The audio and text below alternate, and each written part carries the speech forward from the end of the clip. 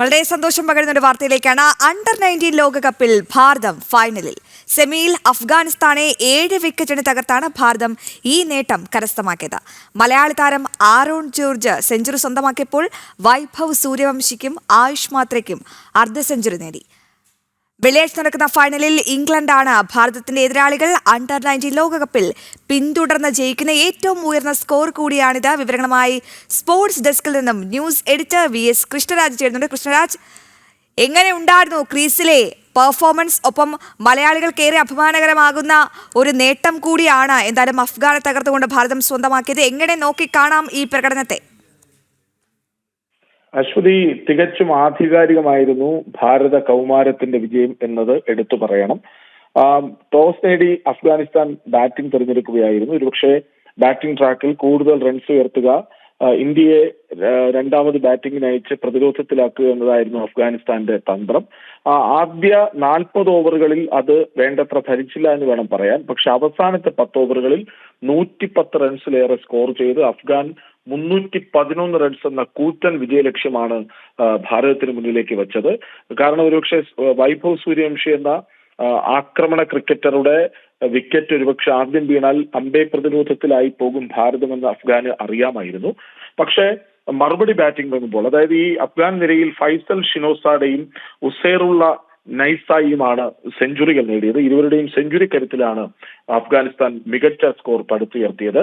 മറുപടി ബാറ്റിംഗിൽ ഇറങ്ങിയ ഭാരതത്തിന് വേണ്ടി വൈഭവ് സൂര്യവംശി തകർത്തടിക്കുകയായിരുന്നു. ഒരു വശത്ത് മലയാളി താരമായ ആരോൺ ജോർജ് വളരെ കരുതലോടെ സ്ട്രൈക്ക് കൈമാറി വൈഭവിനെ കൊണ്ട് വലിയ ഷോട്ടുകൾ അടിപ്പിക്കുകയായിരുന്നു. അങ്ങനെ വൈഭവ് 24 പന്തിൽ 50 റൺസ് അടിക്കുന്നു, 33 പന്തിൽ 68 റൺസ് എടുത്ത് പുറത്താകുന്നു. ഇന്നിംഗ്സിൽ 9 4-ഉം 4 സിക്സറുകളും.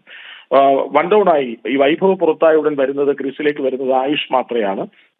ക്യാപ്റ്റനാണ്. ക്യാപ്റ്റൻ വളരെ ഉത്തരവാദിത്തത്തോടെ കളിച്ചു എന്ന് വേണം പറയാൻ. കാരണം ഈ ആദ്യ 5 മത്സരങ്ങളിൽ ഒറ്റ അർദ്ധ സെഞ്ചുറി മാത്രമാണ്, ആകെ 99 റൺസ് മാത്രമാണ് 5 മത്സരങ്ങളിൽ ആയുഷ് മാത്രയ്ക്ക് എടുക്കാനായത്. പക്ഷെ ഇന്ന് ആയുഷിന് കളിച്ചേ മതിയാകുമായിരുന്നുള്ളൂ.